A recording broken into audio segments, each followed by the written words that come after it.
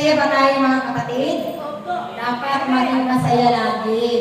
Kahit ganito ang ating mga buhay, may mga minsan, may dumarating, may pinahintulutan ng Diyos sa mga pagsubok sa amin.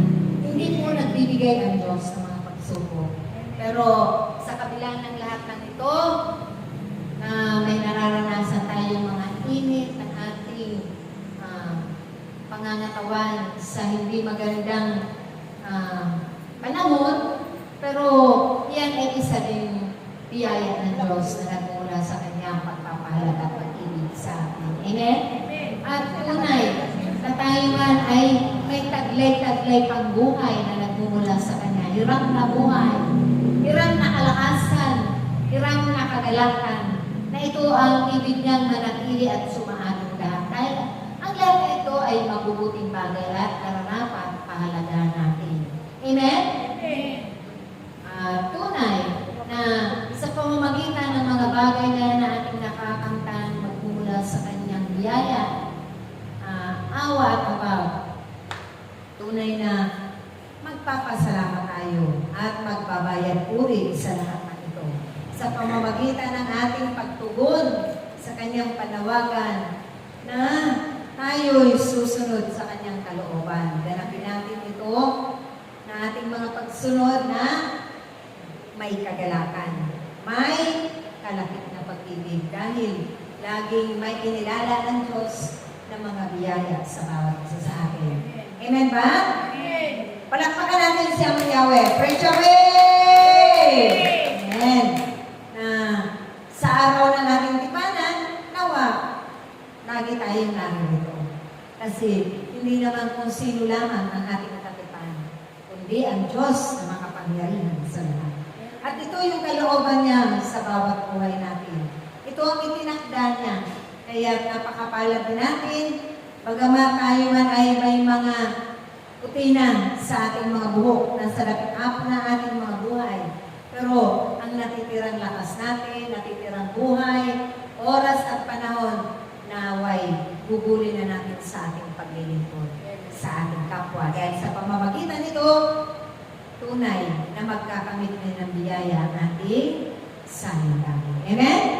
Malakas na palakpak. Hallelujah. Praise Yahweh.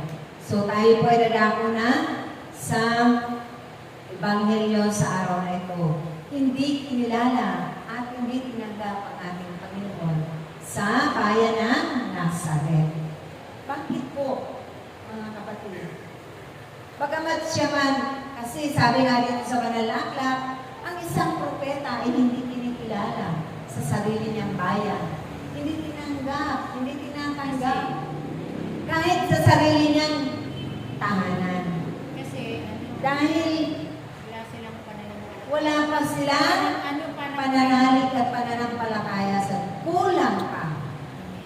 Wala pa ginagamit ng Diyos para maliwanagan sila.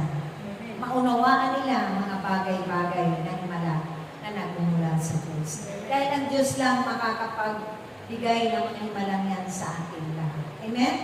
Siya lang ang makakapagbukas ng ating mga mata para makita natin ang katotohanan. Marinig ang kanyang tinig. Kung tayo may pandinig na, may pananalig at pananampalataya, hindi na tayo bulag sa katotohanan, matatanggap na natin ang ating Panginoon sa ating buhay. Tulad ko, nung ako'y tinawag ng Diyos, pero matagal na rin pala akong tinatawag niya. Sa pamamagitan ng aking mga sakit at karamdaman, yun na pala ang pamamaraan niya para ako'y tawagin niya. Matagal na rin tayong takda sa gawain niya. Pero ngayon lamang tayo mga nakatugon. Subalit, sa kabila ng lahat na ito, dapat datatwa salamat sa Diyos. Dahil biniyayaan niya tayo ng pagkakataon pa na matugunan yung kanyang panawagan. Hindi, nabigyan tayo ng pandinig. Pero hindi naman ganun kadali. Na tayo ay mabago ating Panginoon. Kaya mula nung tinagap natin ang ating Panginoon sa ating mga buhay, yun ang panimula na tayo'y nakalala sa ating inasasadaan, sa handog sa mga pasanin natin sa buhay. Sa ating mga dalangin sa buhay. Mula doon ang panimula. Na hindi lamang tayo dyan na nanatiling nakaupo. Dahil ito ay isang biyaya na tayo ay makatayo dito sa pamamagitan ng kanyang kapangyarihan. Amen? Ganun kung pumilos ang Diyos. Pag tayo ay para sa Diyos, talagang siya ang kikilos. At walang imposible. Lahat mapagyayari ng Diyos sa ating mga buhay. Amen ba?